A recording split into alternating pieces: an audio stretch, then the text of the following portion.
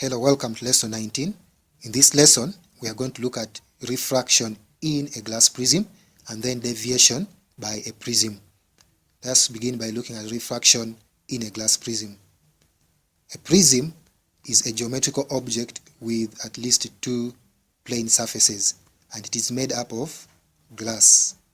We have different types of prisms. We have the rectangular prisms, and then we also have triangular prisms, but we are going to mainly look at the rectangular prisms, which looks like this. So here we can see different faces. This face OBC is equal to DEF, and that is called the triangular face. And then we have the surfaces BCFE, which is equal to OCFD, and that is the refracting surface.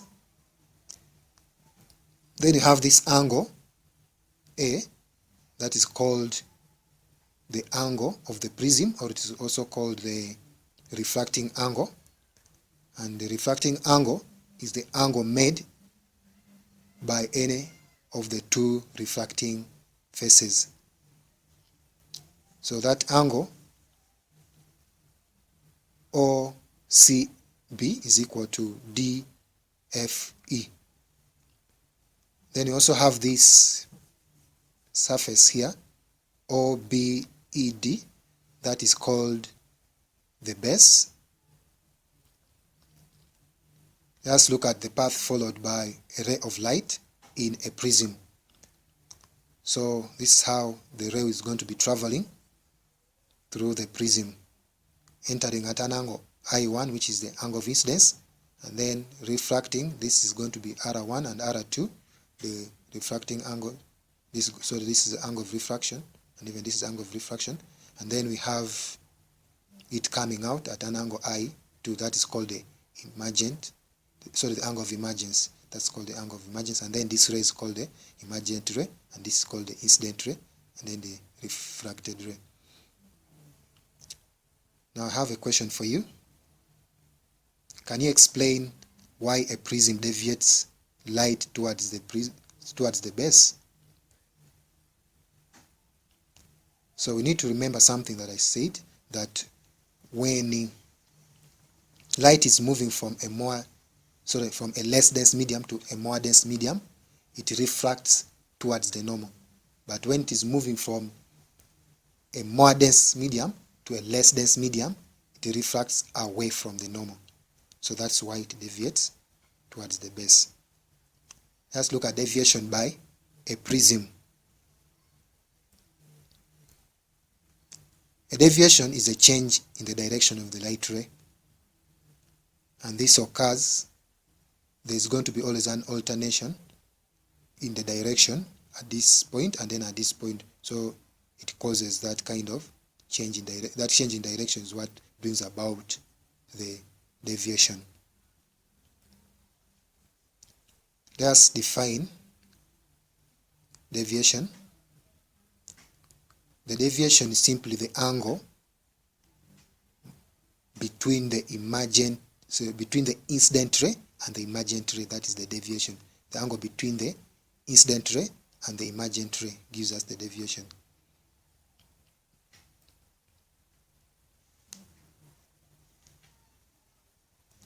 Let's go ahead and look at the deviation by a prism. So this is the illustration where we're going to see how we come up with the deviation by a prism. So we have a deviation at this point. Remember, this ray is moving in that direction, and then it deviates through this angle D1. That's the first deviation at this point. And then we have another deviation here. As this ray is moving in that direction, it refracts in this other side, and then it deviates because it was supposed to be moving in that direction, then it deviates. So that angle is the second angle of deviation at this face. So that angle is going to be equivalent. If I elongate this, it's going to be equivalent to this. So this is going to be D2, which is going to be equal to this. So this is D2, and then this is D1. Then if you add D1 plus D2, we shall get this angle. So this angle D is the total deviation, which is given by d1 plus d2. So let's see how we can get that deviation d, which is the deviation of the prism. So d is equal to d1 plus d2, but d1 we can get it from here. When you observe, I1 is equal to d1 plus d2, because this is alternating to this, and therefore d1 is going to be I1 minus R1, and therefore we shall have also I2 is also equivalent to d2 plus R2, because it's alternating. That means that d2 is going to be I2 minus R2. When we substitute in the above, we shall have d is equal to I1 minus R1 plus I2 minus R2. When we collect like terms, we shall have d is equal to I1 plus I2 minus R1 plus R2. But then, from this diagram, remember this is 90 degrees. This is 90 degrees.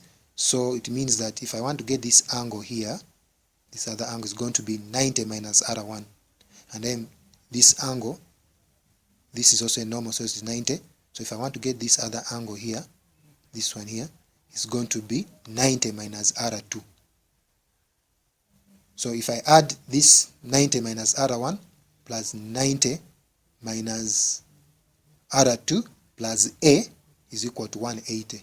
So we shall have 180 minus brackets, open brackets, R1 plus R2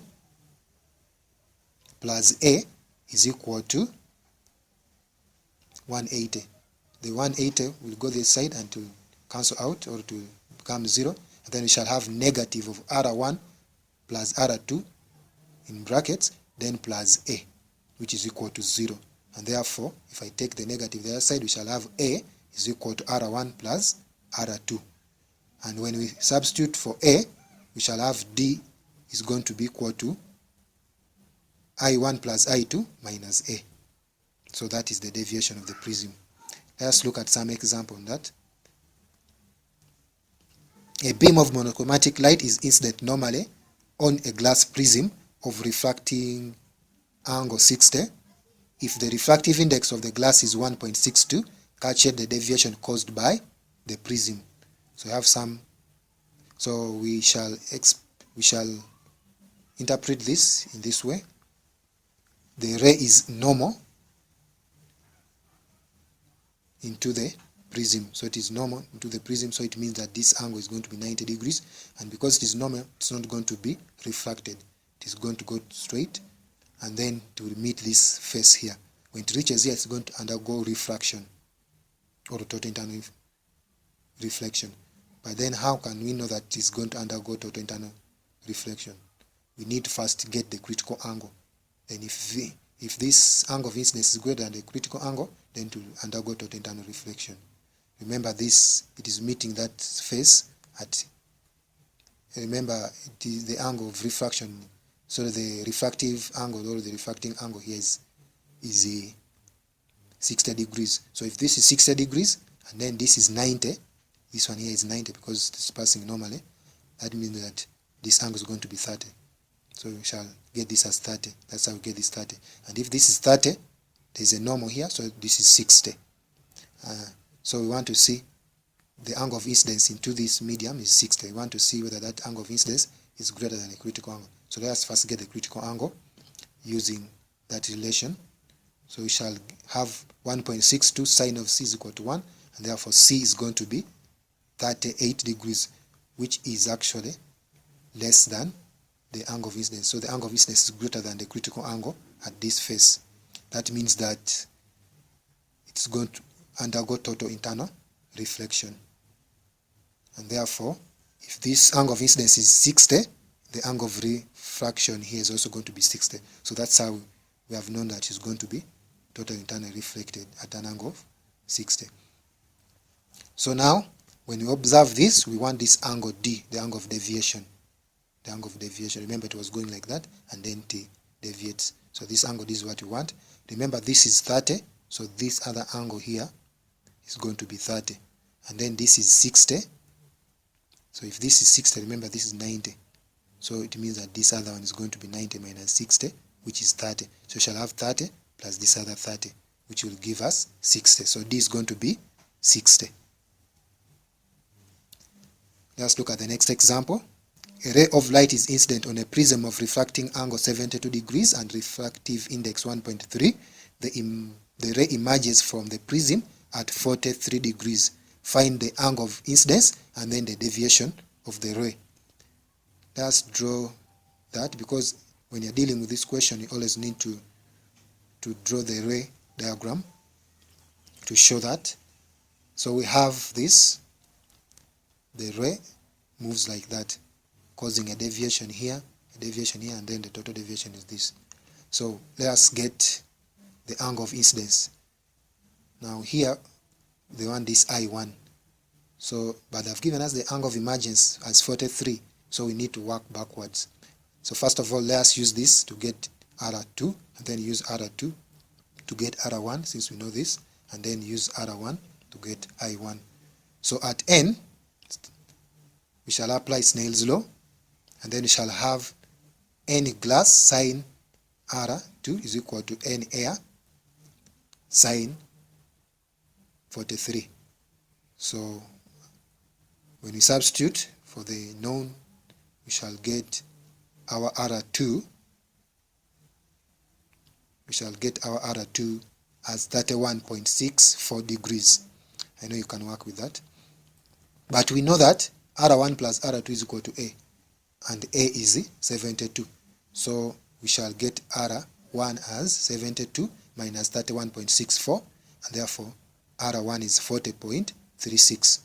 Then after getting R1, we shall apply Snell's law at M, and then we shall get, using Snell's law, we shall have N G sine R1. N G sine R1 is equal to N air sine I1.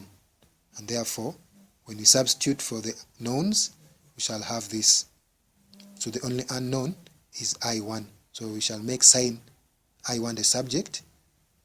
After multiplying this, we shall make sine I the subject, and then we get I as the sine inverse of that, which will give us I1 as 57.34 degrees.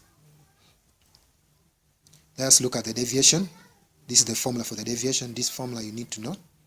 To get the deviation, you just need to use the formula. You don't need to go back and then derive it. You just need to use it the way it is.